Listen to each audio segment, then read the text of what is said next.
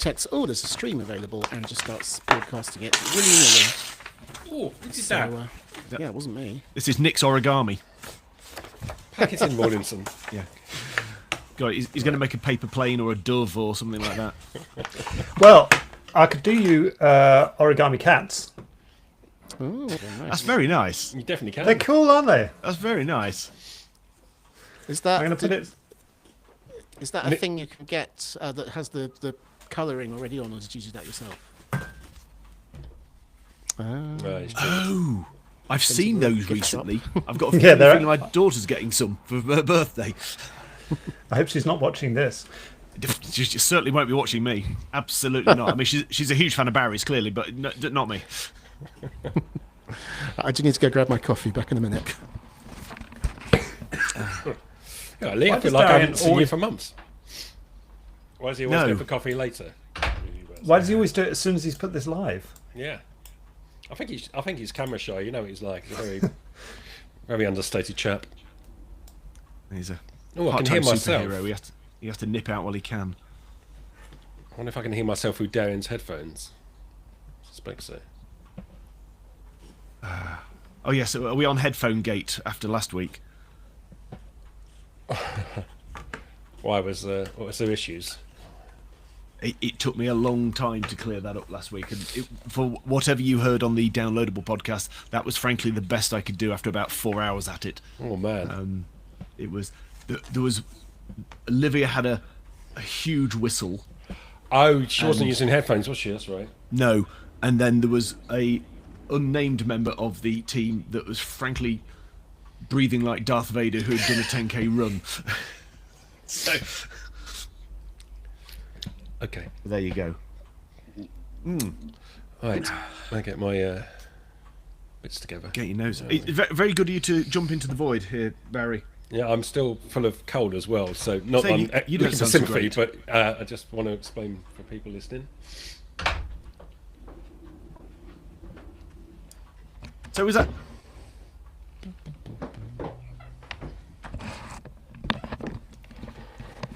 Or is that just something you're playing with? What's that? Oh, hang on. No, Nick's gone. I was asking Nick about his foldable cat. I'm still here.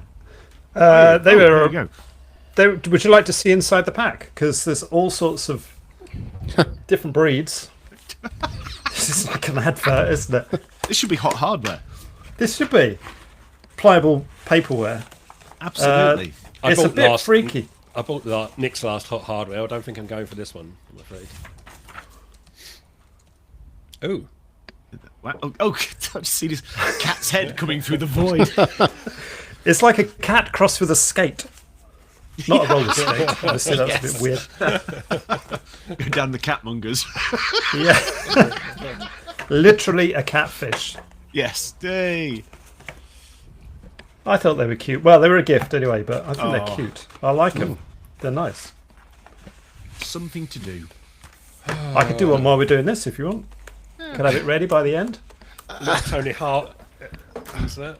I wouldn't mind if we didn't have the background noise of folding and and paper. What noise is it? Rustling, I guess. Rustling. Yeah.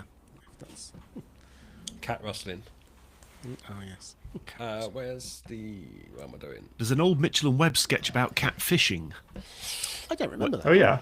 They go out. It's basically I guess it's a Mortimer and Whitehouse program where they just go out catching cats, throwing fishing lines in to catch this tabby and getting chased away by the RSPCA. It must be getting up for 20 years old. That now it was one of their radio sketches. Ah, that's why. Also, about 20 years old, maybe slightly less. I've been listening to the Lonely Island podcast, and they've just gone into the episode where they review Laser Cats 5, nominally directed by James Cameron, with a guest appearance by Sigourney Weaver. And I was sitting in Starbucks this morning with my headphones in, just laughing uncontrollably to myself. It is so silly. Laser Cats 5. There's a recommendation for something very stupid to watch. I don't know that podcast. Oh, well, it's the Lonely Island who did I'm on a Boat and stuff like that. Oh, okay. Well, don't know. 3 guys from America who were quite popular on Saturday Night Live about 20 years ago. Oh, Okay. Andy Samberg is the famous one, who's Ah, also in okay. Brooklyn Nine-Nine, etc. And Akiva Schaffer directed the new Naked Gun reboot. Ah. So there we go. The only time I was ever thrown out of a cinema, The Naked Gun. It wasn't Go an on. instruction. No, No, that's- purely for laughing. Just What? absolutely. For you Naked- can't laugh here. This is the war room. What? Naked Gun 2, and the man just came up and said, "Do you mind?" I just absolutely lost it, and I was removed. What? Wow, that's harsh. Were you laughing too loudly or at the wrong I think that places, was it. or- I'd absolutely lost control. So, there you go. When you say no, let's leave it there. I got a refund. Everyone was fine, but you know, it was cool. See, when you said you lost it, I had this vision of you just wailing on him, like, "What that Oh, you no. said to me?" No, absolutely not my style. No, it was well, in our younger days, we've all mellowed a bit. Absolutely. Tanked up on opal fruits, looking for a fight. Not even wine gums.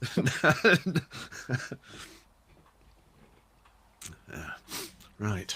What am I talking about? Oh, yeah. Yes, I see I'm on the agenda to discuss, among other things, AI stuff. So AI hopefully I won't- stuff. Hopefully I won't tread on anybody's Yeah, I'm not toes in quite my- sure my what actually interpretation that, of that. I did wonder about that because Nick's also got AI stuff as well. So, Yes. what, is your AI stuff distinct from Nick's? Cause, I think so, yeah. okay. If it's not, I'm open to being interrupted. Okay. It's a particularly cheerful one today, is it? I was looking for a good news story, and No, not in 2025. Oh, we're talking about bad cell coverage in Norfolk, so surely that's. Oh, spoiler. Oh, sorry. Now people are going to just be hanging on for that, which is fine because it's the It's near the end. no, we're all going to be wait to see stay Nick tuned, finish Nick. his cats. I've got these as well. Look at this. Post-it notes. Oh, wow. You've got the full gamut If of you cat prefer, 1 o'clock. stationery. Nick, I'm sorry, I'm going to have to cut this cat talk shit. Good afternoon and welcome to the PC Pro podcast. It is Thursday, the 23rd of October 2025, and I'm Barry Collins, News and Features Editor of PC Pro. And with me today, I've got Lee Grant, good afternoon. Nick Rawlinson, hello, Barry and Co. hello, and Darren Graham Smith. Good afternoon. First off, big love to John, who can't make it today because he's got some horrible tooth abscess or something going on. So best wishes to Mr. Honeyball. But we're cutting straight to the first story, which John was going to cover, and I'm filling in rapidly. So forgive me if I skip over any details here. But this is the massive AWS outage that happened on Monday. And this affected a huge number of services. Obviously, AWS is now one of the big three hyperscalers, as they call them. So you've got Amazon, Microsoft, and Google are the big three in the web or the cloud business. And Amazon certainly had a bit of a wobble on Monday. This seemed to affect one of the big data centers in the US East region. And originally it appeared to be, or looked like a DNS issue. As the sort of internet meme is, as soon as anything goes wrong on the internet, it's always down to DNS. But it doesn't actually appear to have been a fault with DNS servers in this case, although some got knocked out as a result of this incident. This was just, at least according to my friends at Cisco, a sort of wider outage that affected load balancers and stuff, and a whole phalanx of internet services suffered as a result. Now, because the way websites and web services are built these days, it's not like most sites are hosted in one place, and if that site goes down, if that host goes down, the site goes down. There are so many different components to websites these days, authentication systems, payment gateways, security systems, and they're all hosted in different places. So what we saw on Monday was a lot of different web services either struggling or with parts of them that just weren't quite working. So, for example, Slack, when I tried to message Tim on Monday, there was a sort of long 10-second delay before my messages were being sent. the Fortnite game apparently was struggling because its game servers were hosted on here. In fact, when I came into Riverside, which is the software we use to run this whole podcast from, when I was trying to edit a podcast in Riverside on Monday, that came up and said, due to this AWS failure, you may experience performance issues with the editor. So there's a lot of sites were still up, a lot of services were still running, but they suffered performance issues as a consequence of this Amazon failure that went on for quite a long chunk of Monday. So a lot of businesses would have lost money. A lot of people trying to do work wouldn't have got work done. And it was a pretty dismal day all around for many people. Anyone in the crew here affected by Monday's outage? No, Lisa was working from home on that day, and I was doing whatever it is I do. And she kept on saying, "Are you able to do anything? I can't do this, I can't do that." And whatever it was, I somehow seemed to have, rolled all sixes, and not a single service that I was using was affected. So I thought I was like, oh, come on, check your computer, check your internet settings. I'm sure it's just some silly thing that you've done. And then I go online and I see half the world has been knocked offline. So, Nick, any troubles down at your end? Banking and Slack, like you again. Slack I couldn't get onto, which to be honest I quite enjoyed. Yeah, everyone enjoys it when Slack goes down.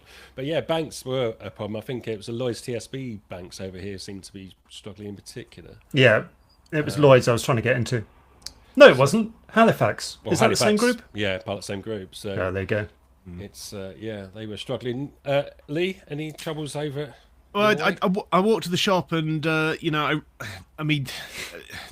The humanity. I had to listen to the Archers on a different device. Yeah. My Amazon Smart device had a red ring, so I assumed it was our Draytech router that had fallen over again, and then sort of threw it onto the pile with other things to fix. And but that was about it. But then the calls started coming in from customers.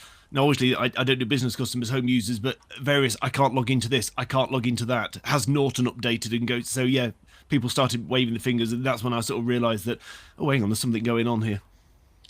And in some ways, this is reflective of, we saw the big problems, was it last year or the year before now, with the CrowdStrike issue with Microsoft and attacking Windows. And at that stage, we're saying, this is the problem of having the whole world running on Windows effectively. And now you've got the whole internet basically running from one of three companies, and potentially, one or more of those companies servicing each website. It is an issue that these companies at such huge scale, when they've got such big chunks of the market, and I think Amazon is the biggest of those hyperscalers from memory, maybe it's Google, but I'll have to check on that.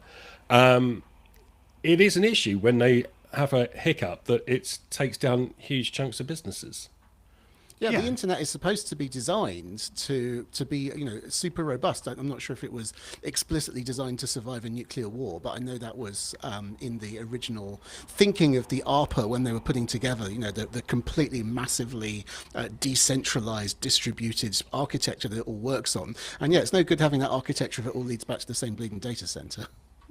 But does it? I mean, obviously it does in what we're using, but on the military and government side, I dare say there's a lot more resilience than we're aware of. I don't think they're maybe running their, the systems that underpin national defence off the same thing as a online store.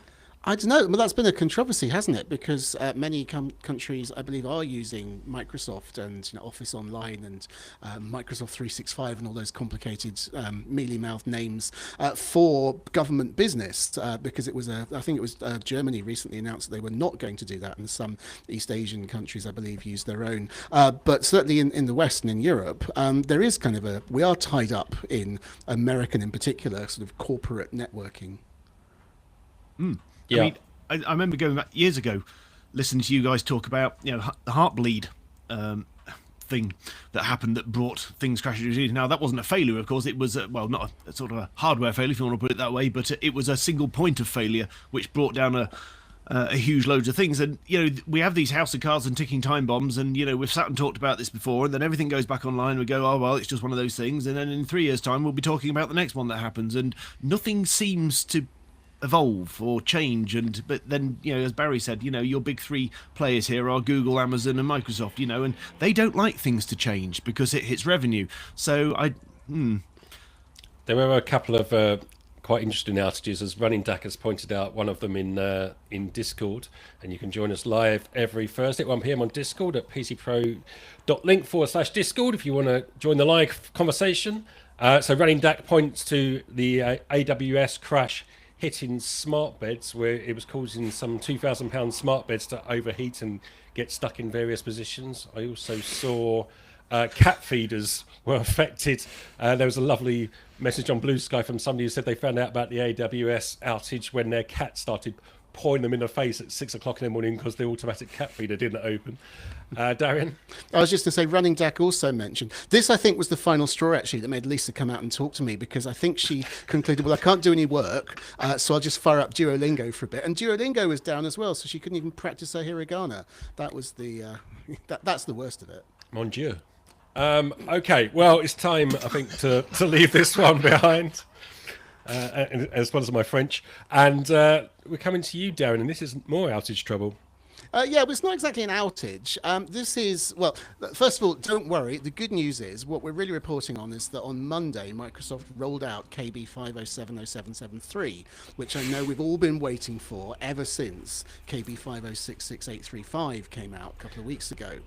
The latter, you will doubtless be aware, was a fairly ordinary, unassuming update to Windows 11, which contained an unfortunate bug that broke USB input devices within the Windows recovery environment. This is the kind of simple GUI that you boot into, which gives you a couple of options like try to repair Windows, never works, or a couple of, I can't remember what the other things are, like go boot into the UEFI interface, for example. Basically, if your Windows system isn't working, or if it encounters a problem, it may reboot into the recovery environment. And if you've installed the October 14th update, then you can't use your keyboard or mouse from there. So you're absolutely stuffed. As I say, that's specifically USB. If you're using a computer that's old enough to have PS2 connectors, those were fine. If you have one even older, if you somehow managed to install Windows 11 on a device with a DIN keyboard, then first of all, wow. Secondly, yes, that was still fine. But anyway, it was just a little bit embarrassing because it's one of those situations where they introduce a bug which prevents you from fixing the bug, because obviously you couldn't really do anything much at that point. I'm not entirely certain how people whose computers were balked were supposed to install the latest update, but I suppose they probably took him into Lee and said, fix this. How did they do it, Lee? Well, Darian raises a good point there, because if you've got to the point where the recovery environment is unusable, then you are done.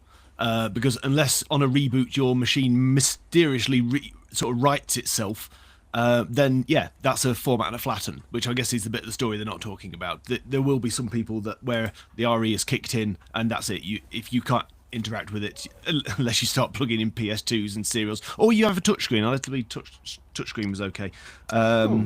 But I guess that also depends how that's connected, because it sounds like it's an issue with the USB system. But, mercifully, I haven't seen this one in the wild because, given the laggard state of Windows updates at the moment, I don't think many of my customers have got to this. But, the best one in the world, Windows RE is a tricky tool to use anyway, even with a mouse, because, it's hard to click on the correct option with one hand whilst waving a dagger with the other, trying to keep the sacrificial goat in place, praying the Microsoft gods will actually give a command that will actually fix something for a change. So, the whole thing is not great, but it's another, Microsoft using us as a testbed sort of thing. Surely someone must have noticed this.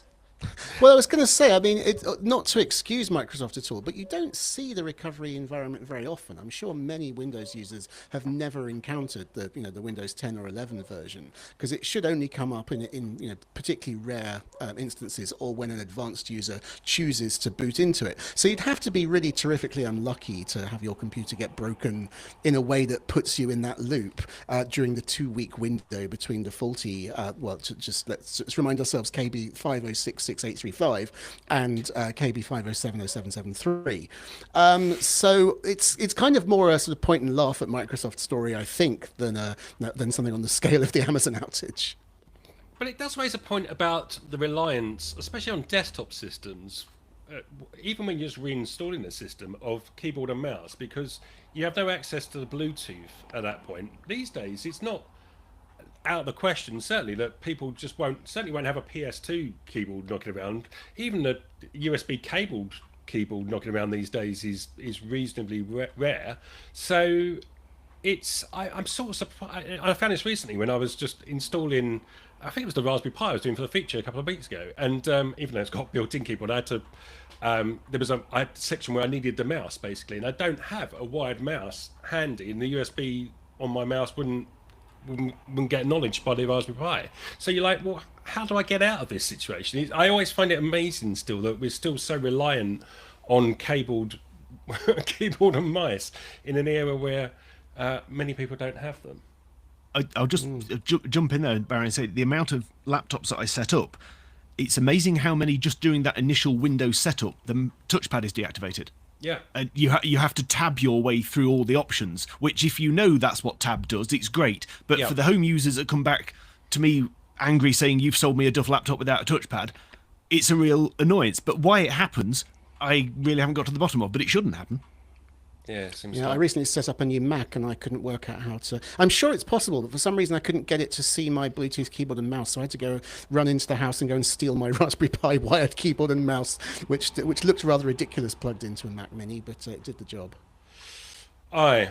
Okay, and so I'm picking up John's schedule here because John had to duck out the last minute. So, Darren, you've got AI stuff to discuss as well. Yeah, well, you were saying how it is kind of crazy how much we rely on the keyboard and mouse, but that's something that Microsoft is working on. If you're running the latest version of Windows 11, you do now have the option, and I know you've been clamoring for this, of saying to it, "Hey, Copilot," and making it wake up and listen to your every word. Now, at least shaking his head, but I assure you, it's the gospel truth. It was revealed by, well, in a feature update posted on Microsoft's website just a week or two ago. At the moment, I believe you can use this to launch straight into Copilot Voice and talk to the AI assistant, which seems to be quietly getting quite versatile.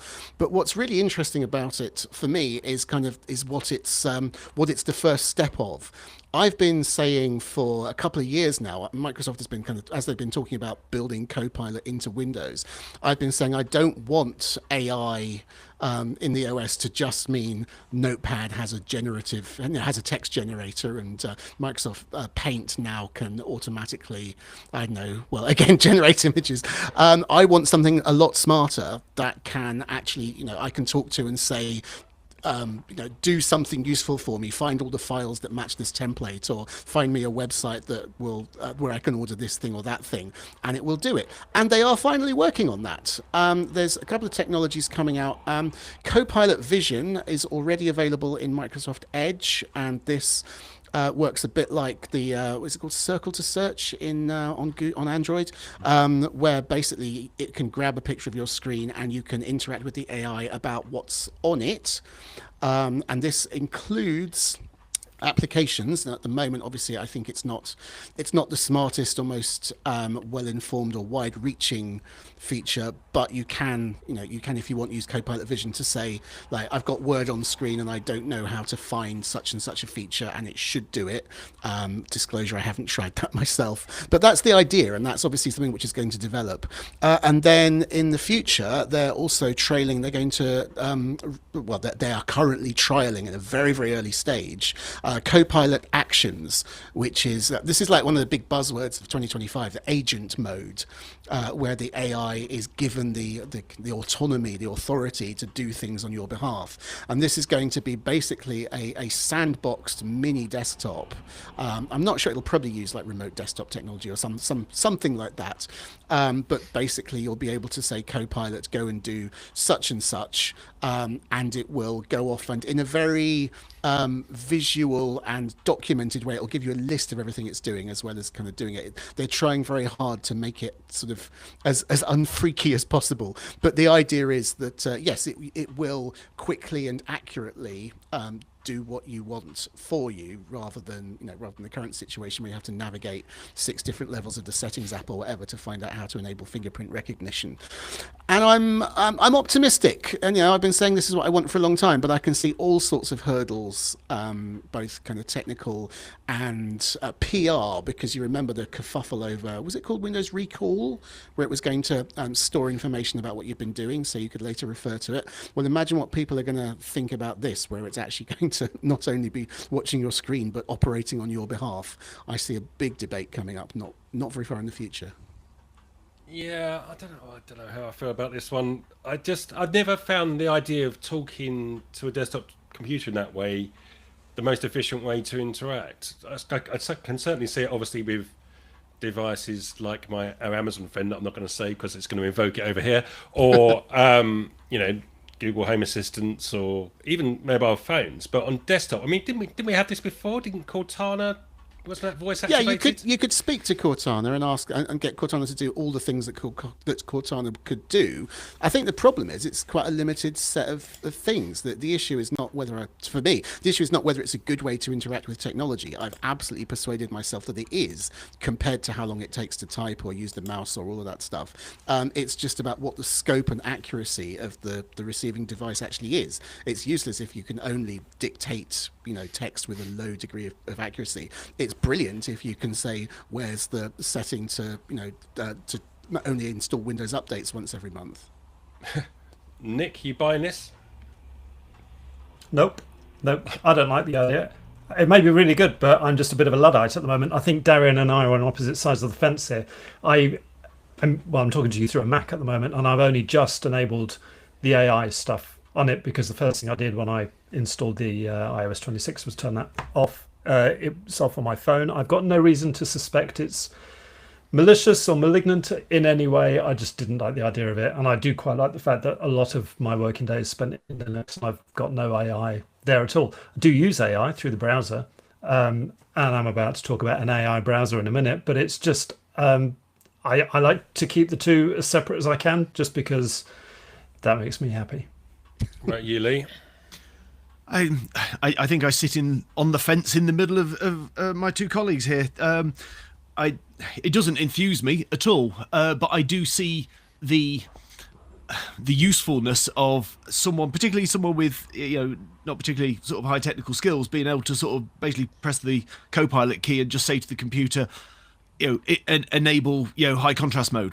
Because it can help people that will struggle to use a keyboard and mouse or etc. etc. So there's lots of accessibility things that this can solve. I guess the key to it is how good it's going to be, because those of us that do remember shouting "Hey Cortana" at Windows 8 or whenever she launched, bless her, and got absolutely nothing. I mean, I go back to the days when the Sound Blaster did the All-64. They had a voice assistant in that thing, and I don't think it ever did anything. So the proof of the pudding, as always, will be in the eating. So it'll be interesting to see how effective it is. But there are certainly potentials to help people operate Windows in a slightly better way.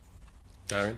Just to, I think we've been slightly bamboozled almost by the way that Microsoft's presenting this, because they're developing Copilot Voice and Copilot Action as part of, a package. They have this vision where you will talk interactively to your computer like you would talk to, an assistant or an intern or a colleague. But they are separate technologies, and there's no reason why you wouldn't be able to use Copilot Actions by typing, or indeed access them from a script. So I think from that point of view, even if you're queasy about the idea of the anthropomorphized AI assistant, having those abilities available, even if you access them through the most kind of conventional sanitized ways, I think that has to be it has to be good that they're available, even if you only use them once in a blue moon. It'll be interesting to see how much work Lee gets when people have accidentally turned on the accessibility modes on their computers and can't work out how to get out of it. Nick Gassman on Discord says, if the pilot is using his Windows laptop on the flight deck, things could get tricky. Yes, very well done, Nick. Jeff Campbell says he likes that companies are thinking about new ways to interact with computers. And, I don't think any of us would disagree. It would be interesting to see how this shakes out. So this is into the latest Windows update, Darren. You should be seeing this soon. Some of it. Copilot Vision should be available if you're using Edge on Windows or Mac. I think it's available in the Copilot app as well. Copilot Actions, I don't know if that's... Oh, no, you can... There is a preview program, but I don't think it's the same as the Windows Insider. I think no one who hasn't specifically got the ear of Microsoft is trying that out yet. Can I just also mention one thing which could turn out to be the most significant part of all of this? In introducing this, Yusuf Mehdi, who is the Consumer Chief Marketing Officer at Microsoft, said that this is all part of a new AI first vision for Windows. And what he said was, the vision we have is let's rewrite the entire operating system around AI. Now, that might just mean let's rewrite the bits that, the user-facing interface bits, or it could be like a pointer towards the proper ground-up rewrite that we've been clamoring for the past 10 years.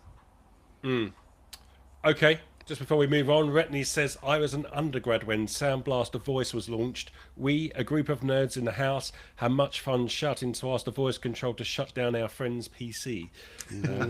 Yes. Wags alert. Okay, and talking of automation, Lee, Amazon's starting to bring out the robots. Yeah, the New York Times is reporting that it's seen an internal Amazon document which suggests the company is looking into using robots to replace human workers. Now, let me just reiterate at the start, this is a report in the New York Times and not an official Amazon announcement. Now, the documents don't talk about huge staffing layoffs, but a strategy which allows Amazon to avoid hiring humans to meet increased demand.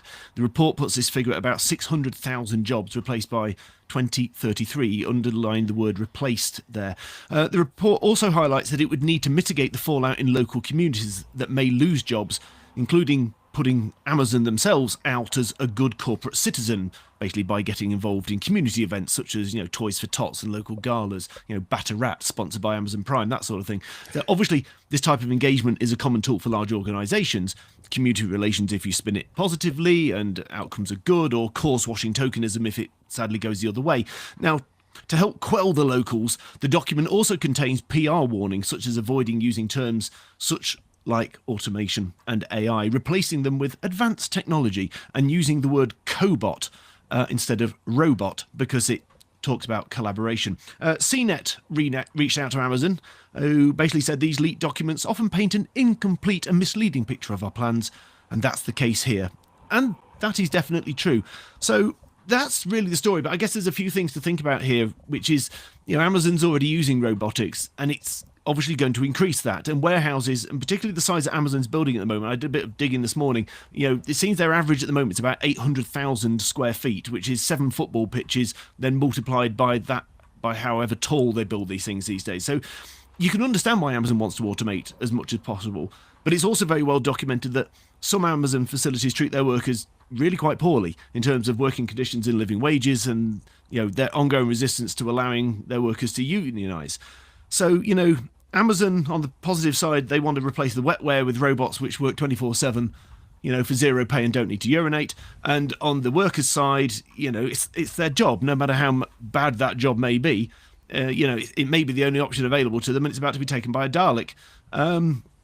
So I thought about, trying to think a bit sort of wider about this, and about sort of the ethical consideration perhaps of Amazon, that well known for sort of and well labelled as one of the worst out of the big 6 US tech companies for avoiding tax, for aggressive tax avoidance. Nothing illegal, just loopholing, better than most, and also, they constantly claim that these new skill jobs, automation will create new skill jobs. Basically, you take the human out and upskill it, but there's bags and bags of reports say this absolutely does not happen. Shreveport in Louisiana, which is a big Amazon depot at the moment, there's got about 1,000 robots, and they've made 25% of the workforce redundant, and by the end of 2026 another 50% are going, and this all kicks local economies, long-term harm, social deprivement, etc, etc, etc. So I guess we have to decide whether all this automation, basically makes Amazon a force for good or a force for negative in humanitarian terms. Is there any indication of what these new robots, will be doing? Are we talking about warehouse jobs again, just better automation of the warehouses, or what? Yeah, the report doesn't give much information. Like I say, this is only leaked stuff, but yes, it all seems to be warehouse jobs. So it is the job which intrinsically, in other sectors I know which are replacement robotics, there's jobs that humans really don't want to do. If you ever go into any of these huge depots, and it's been many years since I've been in a massive one, nothing the size of Amazon's, but they can be quite dangerous places to work, and there's very plenty of reports out there from Amazon workers testifying that they are being chased around because they've got to hit certain quotas. And some people say they're walking 15 miles a day around these places. So, you can absolutely understand why Amazon want to do this. But, people need work. Nick, what's your thoughts on this one? People do need work. I have a lot of sympathy for people who are losing their jobs. I want to state that at the outset. But at the end of the day, any publicly traded company with shareholders has an obligation to shareholders to maximize revenue.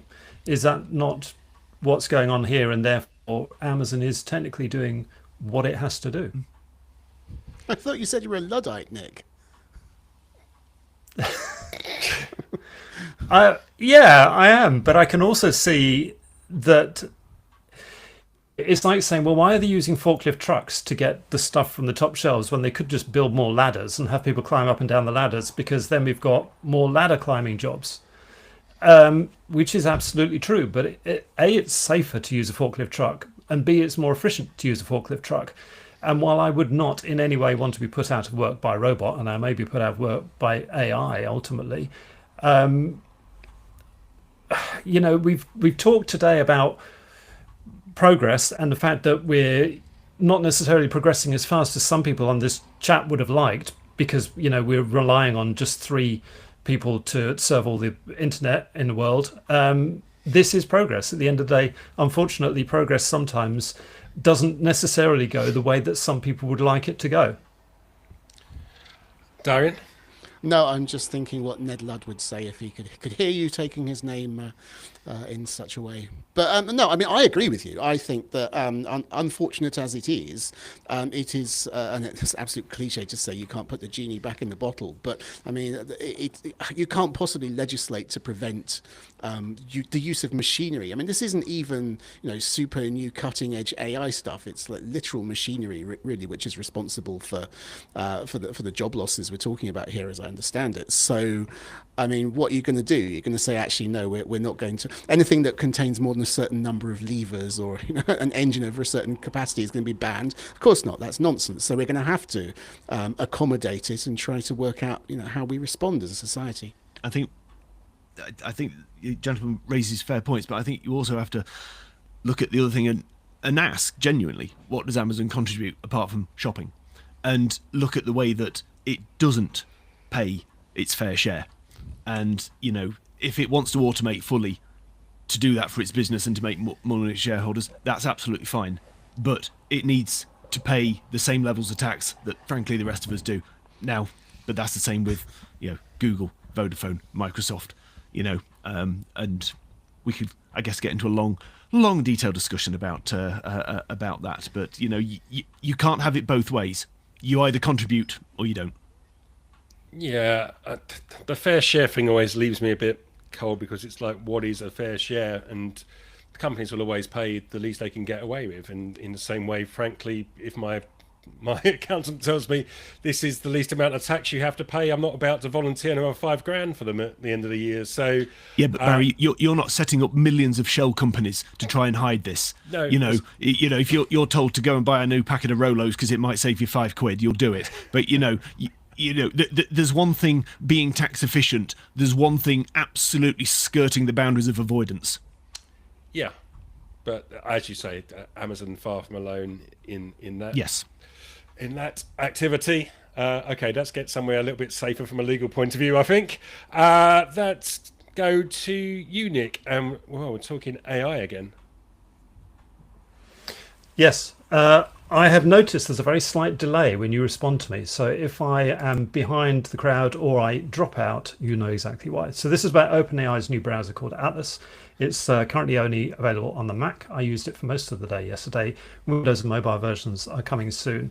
And there's a really interesting little launch video. It's only about 22 minutes long. I would seriously recommend everyone watches it, because it talks about the reasons for this browser. Because I'm thinking, why do we need yet another browser? Surely it's just a browser that's effectively got AI in it rather than a search engine. And it's not. It's much, much more clever than that. What they did, apparently at the very start of development, was to ask, what if you could chat with your browser? And it does feel very much like that. I was actually working in Google Docs within Atlas, and I click the little ChatGPT button at the top, and it opens a sidebar, and it understands what's going on in my Google Docs window. So I was asking it, for example, for references of companies who've published case studies to do with what I was writing, and it was clearly understanding what was in my document window, and it was pulling out things that were relevant to that. Some of the things I didn't try but are worth seeing in the demo is agent mode, and I think that's really, really interesting, which is where it can take actions on your behalf. And what they were showing was one of the demoers was looking at a recipe, and he said, I need to make this for 8 or however many people it was. Can you go and buy the products for me? And the browser knew that this person's preference was for shopping at Safeway, and it went to Safeway and it searched and it clicked around, and you could see it doing this on screen. You can go to other tabs if you want to let it get on in the background, but you could see it doing this on screen, and it added all the things to the cart. It didn't check out. It actually left that for him to check that he did want to obviously spend the money. And they came up with this term. We've all heard of vibe coding. This was what they called vibe lifing, which I'm not sure I'm going to be using on a regular basis. But to actually watch it working was really impressive. And, you know, going back to what I said about me wanting to separate my AI life from my normal life, this is one step too far for me. But, you know, I can see where it's going, and it really is. What they produced is something, you know, it's got to get a thumbs up from a technological standpoint. It's pretty impressive. It's got browser memory, which lets you, yes. Sorry. Just on that agent mode, does that actually take control of your own browser? The sort of the whatever they called it, it's a ChatGPT's browser. I can't remember what they called it, or is that a window Atlas. within the ChatGPT interface? It's running on the tab that was open at the time. So this person was looking at a menu based, a recipe within a tab, and then within the sidebar he asked it to go off and buy those products. So it actually did it within the Atlas browser. So all of this was within Atlas. It wasn't in Safari or anything, and Atlas was running on top of it, or ChatGPT was running on top of it. So it is happening within their browser. Okay. The other thing it does is has a browser memory, which is quite nice, because you could type in things like, what was the site I was looking at when I found the reference to company XYZ that had produced this thing that I needed to use in the feature that I was writing. So it can understand that and go back through your browser history. So rather than you having to click through those, you know, title bars that appear within the history, and you're having to try and remember which one it was that was actually useful, it can pull it out. Cursor chat, that's another thing that we're talking about. You can highlight content within the document you're working on and ask it to rewrite it in place. Obviously, it's very similar to what you've been able to do within ChatGPT for a while. So I think it's a really interesting product. I still have it installed. I've been using Safari today, though. But I think for anyone who uses ChatGPT, and I do pay for ChatGPT, and you do have to be paying, by the way, to use agent mode. It's only available on Plus and Pro. For anyone who pays for ChatGPT, I think it's definitely worth a look. If you don't pay for ChatGPT, as I couldn't test what that would bring you, let me know. See, I do pay for ChatGPT, and I downloaded this with you. And my problem with Atlas is that it's just not a good browser.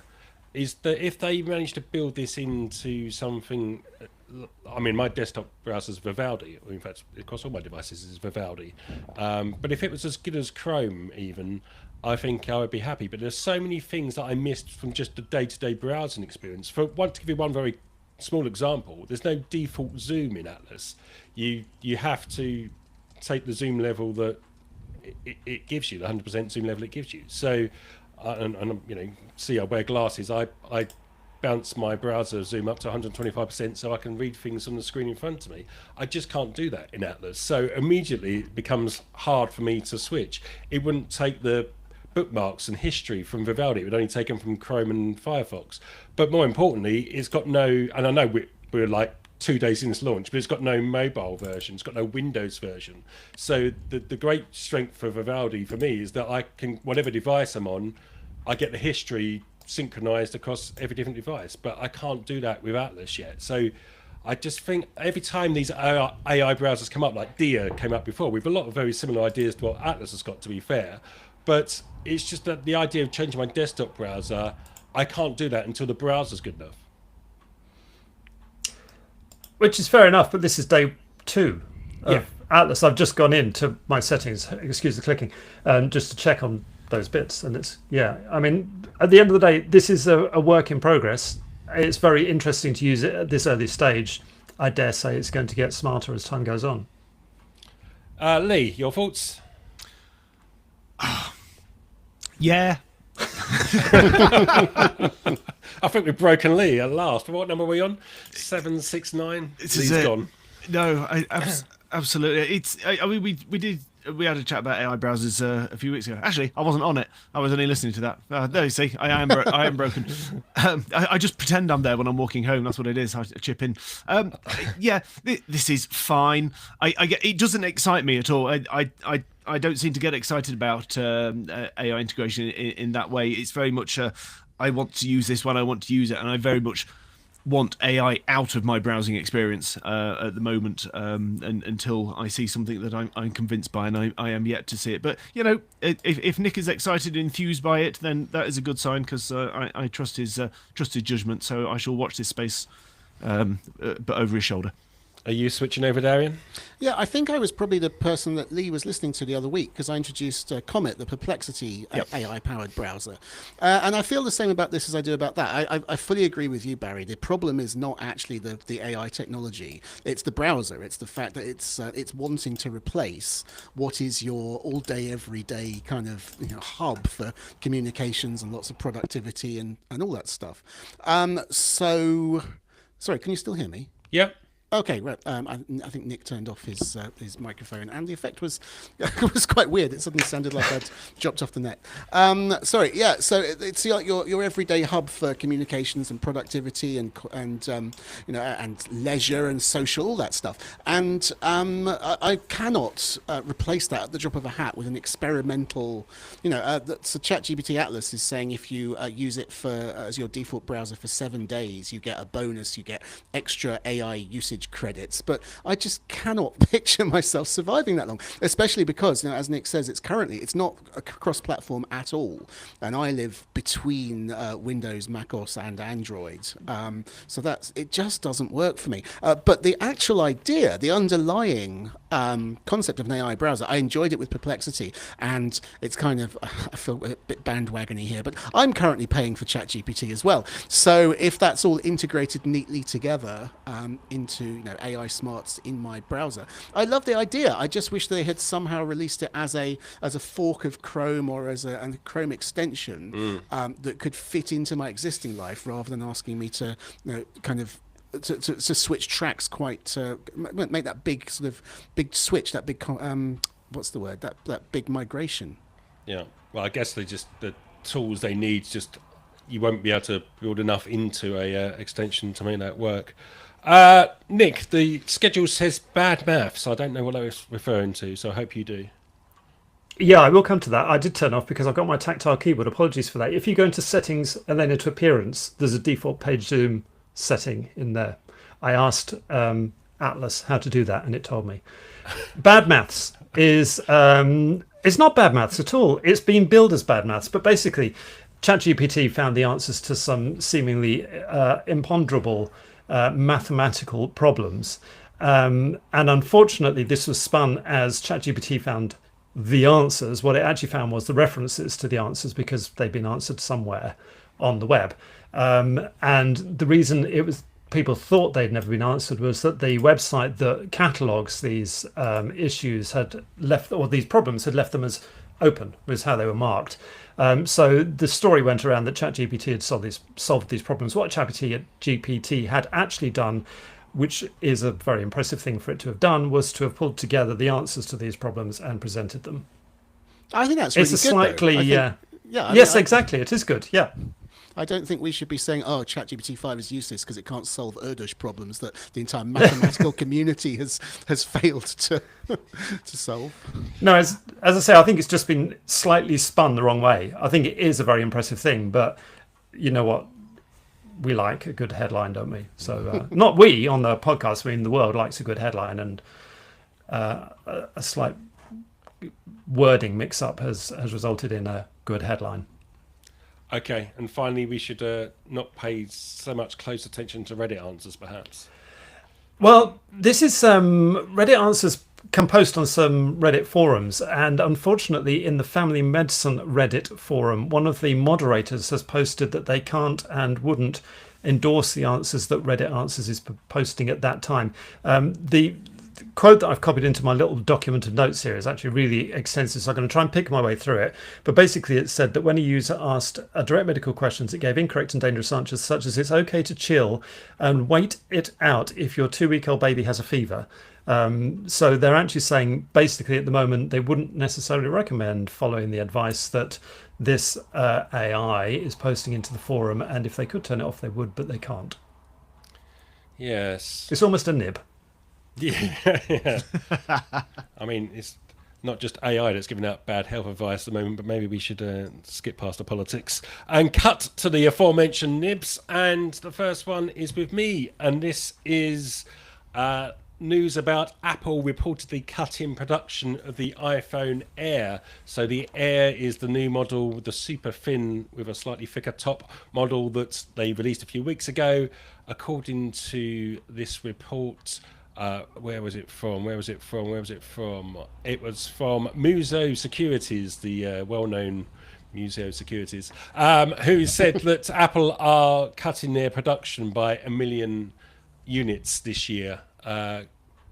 Having said that, the iPhone 17 apparently is going great guns, selling much more than predicted. So it seems like maybe people are just picking a different Apple model rather than abandoning the iPhone altogether. And by the way, while we're talking about iPhones, if you're not a big fan of the liquid glass look, and I think from a podcast a few weeks ago, most of us certainly aren't, then Apple is going to give you an option to make it less glassy. There's going to be a forthcoming option that allows you to make the backgrounds more opaque, so less show through. I seem to remember the exact same happening with Windows 8 Aero or Vista's Aero Glass at about 2 or 3 months after launch as well. So how times change, eh? Lee, coming to you. Yes. The Canadian province of British Columbia plans to ban new cryptocurrency mining operations. Basically, it works out like this. Canada is building something called the North Coast Transmission Line, which is a 275-mile electric hydro power line. And the plan is that this will do things like, or power things like mines, factories and other businesses, particularly those that need to decarbonise their energy sources. It's an ambitious plan to fight climate change and tap cleaner and cheaper power. There's quite a bit to love there.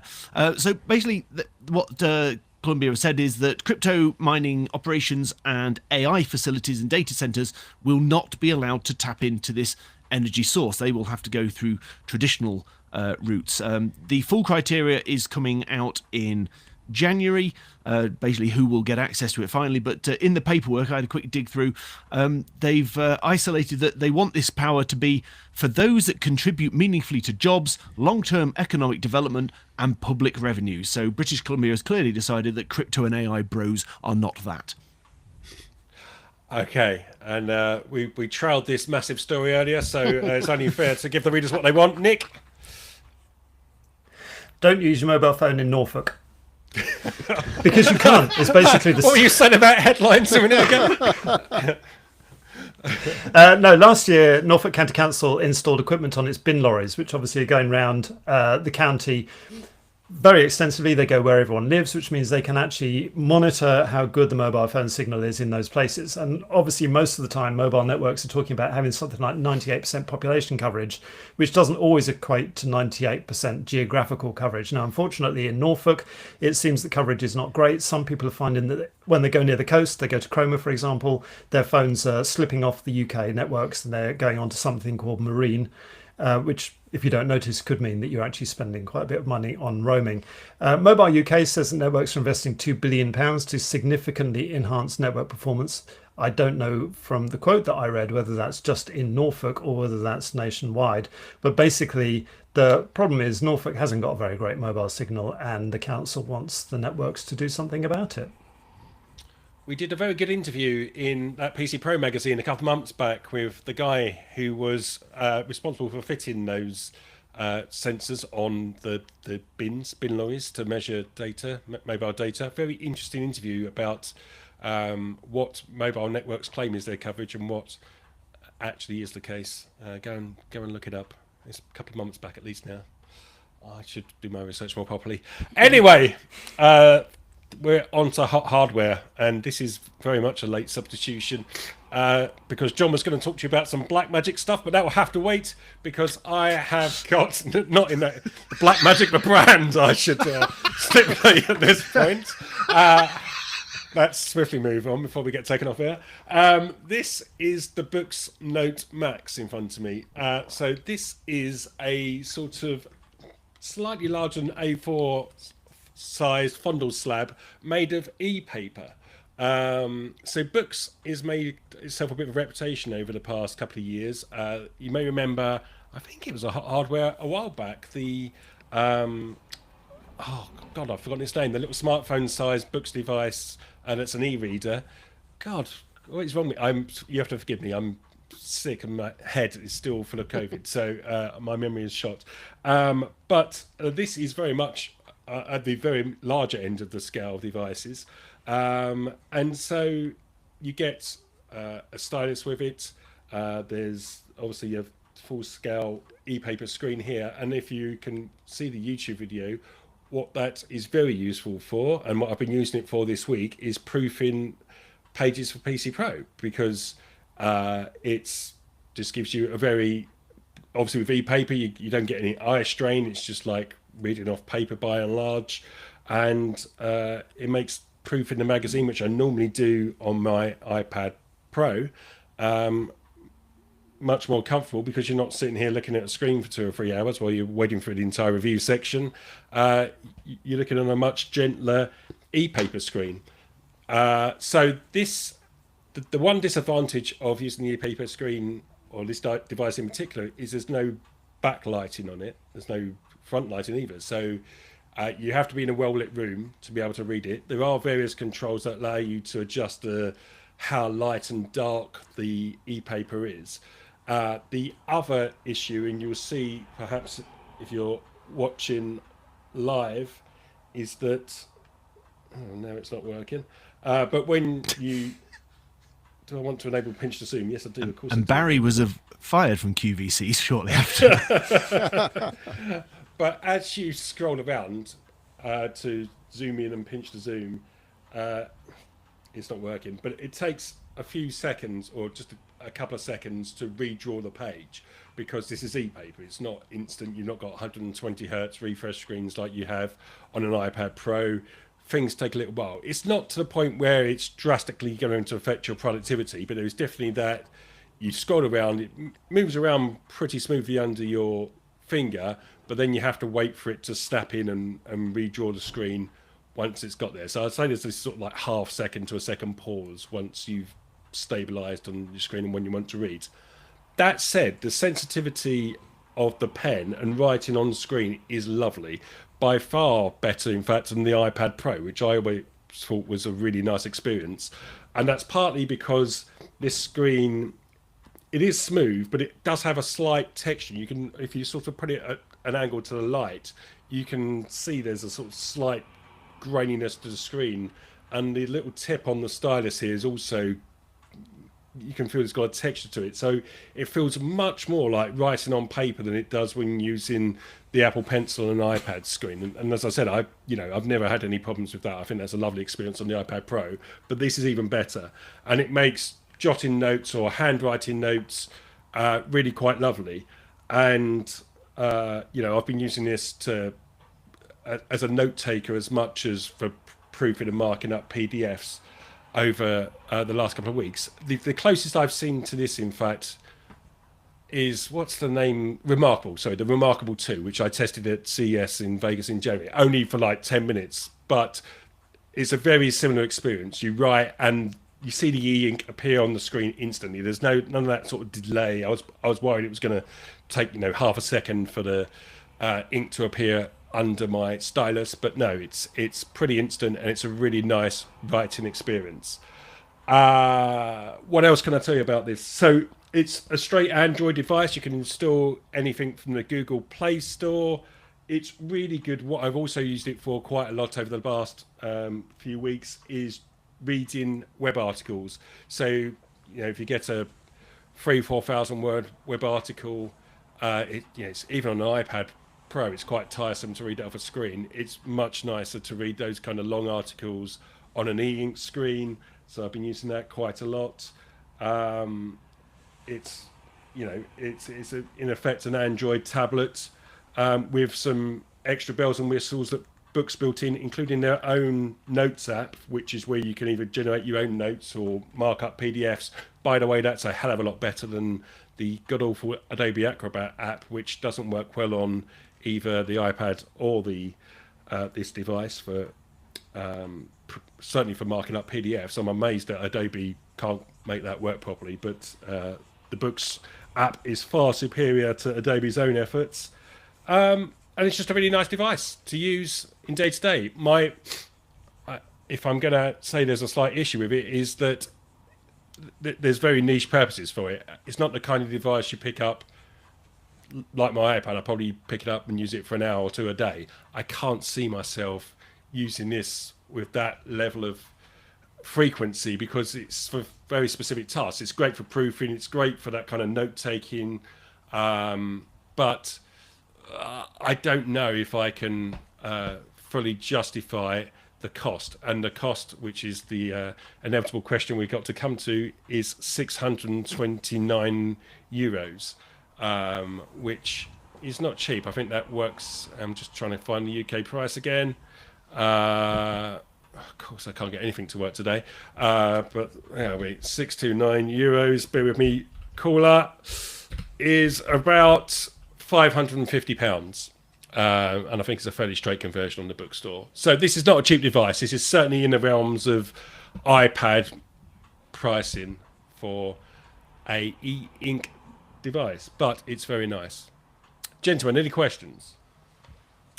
How I use a graphics tablet quite a lot in the mornings, and what relevant what time of day it is. I think it would have the same wear and tear whenever I use it. But basically, whatever gets you out of bed, Dick. The nib on my little stylus-y pencil thing is getting worn down by the very slight texture on the screen. Now, it comes with 8 spare nibs, and I also have a friend who's put one of those paper-like textures on his iPad, and he's gone through 2 Apple Pencil nibs. Does it come with spares? If not, what is the expected life of that stylus? It does come with spares. There's a box. I think there's 6 or 8 in there. I can't remember off the top of my head. It's over the other side of the office. But yes, there were definitely spares in there. I couldn't tell you what the expected lifespan is. This, by the way, is just a capacitive stylus. There's no battery in it. You don't need to recharge it, as far as I'm aware. Anything else? Yeah, Barry, you mentioned your iPad Pro earlier in the year, which, if listeners will remember, cost $2,000, and so I'm interested to know how you justified the $550 spent to the wider Collins family, and how comfy are you sleeping in the shed? This is a review unit. I think if I bought back another tablet, so the shed would be the closest I get to the house. But no, so it's all right. A review. It's not. Which I'll ask you a sensible question when it seems you didn't buy it, because I absolutely get, as I said last time when you were doing this, because you're right. We did the I've got it here. It's the Onyx. The Boots Palmer 2. That's it, yeah. We did back on episode 742. I won't tell you what it got its voting box. I don't want to disrupt today's. So I get this distraction-free work, and obviously what you do, this is sort of important. The e-ink is all very nice, but this is it's monochrome, isn't it? It's not colour. Yes. Yeah. And monochrome. There's no backlight or front light. No, there's not. And one review, have you read any ebooks on it? Because apparently the ghosting in ebooks is horrific. Now, yeah, I've seen that review. I've not witnessed that. It looks fine to me. There are different e-ink settings. I wonder if the person, so there's different, you can set out for different refresh rates. But switching from page to page on an ebook is something that these devices have been doing forever. So I didn't get that. Either they had a faulty device or something's gone wrong there. But I've not seen any of that problem with that. No. Okay. No more questions, sir. Thank you. Darren, are you any questions before we start No, voting? I think you've covered it all. Sorry, I was mega distracted by a press release that's just landed in my inbox about a collaboration between SanDisk and Crayola. So you can understand why that attracted my attention. Breaking news here on the PC Pro podcast. We'll Wax obviously- USB. Yeah, no, it's USB flash drives in colourful colours. Well, you have to come back for that next week where Dallas will be top of the shop. But in the meantime, let's start voting. Oh, Running Dack's already got a vote away on Discord. So if you're listening live on Discord, then the lovely Running Dack has started the vote. I'm not going, oh dear Lord. Right, Nick, how are you voting? Hot. Anything with that e-paper is hot. E-ink rather is hot. I love it. Cool. Darian. Yeah, I mean, everything that you've said about it, I mean, all its good points appeal to me. But as you say, it is quite a limited device. I've thought this about so many e-ink kind of note-taking tablets. If it was so cheap that I could just pick one up like a regular Kindle and use it alongside my existing tablet, I would. But Tim doesn't pay me enough. Full stop. No, to pay 550 quid for a device which is mostly going to be used for proofing, a dozen pages once a month. I'm not complaining. I'm sure that's a fair price that represents how much it costs to design and manufacture. But it's just not a commercial proposition for me, I'm afraid. So no, not hot. Lee. Yeah. I as soon as I saw the price on this, I thought, this isn't going to be good. And it's just too expensive. It's just far too expensive. And just doing a little bit of sort of wandering around, because it's not colour, because it hasn't got the light in it, it seems like a very retrograde device, whereas because they do some very nice ones at about 10-inch which are colour, which have got lights, and it would seem if it had those, you could say, okay, it is generally a bigger brother and a bigger screen, but it feels like it's purely size for size sake. It seems its only redeeming feature is it's a 5-year-old device. It's just got a 13-inch e-ink screen, and it's only got a 2-year warranty, which for something that's that expensive, I would expect a little bit more, frankly. So I'm afraid it's not for me. And anyone that does a bit of this stuff and likes proofing, can I suggest if you're on an iPad, use Goodreader, and you can get one of those nice sort of paper transparencies for about £1 from Amazon, and they seem to do quite well. Yeah, I want one up. Paper transparency. So you don't mean the paper texture things. Because I do my markup on iPad. I use the app called Goodreader, and it's absolutely amazing at this sort of stuff. And I advise you try it if you're struggling with the Adobe stuff. But yeah, I just get basically a screen protector which is slightly textured, and it essentially does the same thing. Yeah, I don't know. The idea of putting that on my iPad is fine for the writing, but then it's scrolling with your finger for the rest of the time. It's absolutely. I play Genshin on it, no problem at all, and my hands are lovely and soft. Going to find you the car park later. Exfoliation. So, well, I agree. I think it's too expensive. It's a shame, because I think if this device were £200-300, I think it would be. I would hold off the objections of Mrs. Collins and purchase one myself. I think I would say, hopefully, if price drops over time, then I think it would be a very good device. But yeah, it's very good at what it does. The size, I would say on the size, that it's great to be able to look at like magazine pages full size. And if you're working on something like architectural plans or something, I think a 10-inch screen would be really tiny. Whereas I could definitely see professionals using this to sort of mark up engineering plans and that kind of stuff. I think there's definitely a use case for it, but it's probably a quite niche use case, but those people might not mind paying £400 or £500 for that kind of device. So I'm going to say it's hot, with a caveat that I hope it comes down a couple of £100 in short order. Alas, I've not managed to sway the great hoi polloi. We're 81% to 19% on the vote. In fact, I noticed a minute ago there was a comment from somebody that seems to be getting more up votes than the poor e-reader. It was PJR42 who said it would be great for reading pirated copies of back issues of the magazine, which I think is going to get PJR42 thrown out of the Discord in short order. But thank you very much to everybody who's joined us this week. Thank you very much to Lee, Nick and Darian. We'll be back at the same time next week. So goodbye. Cheers. Goodbye. Bye.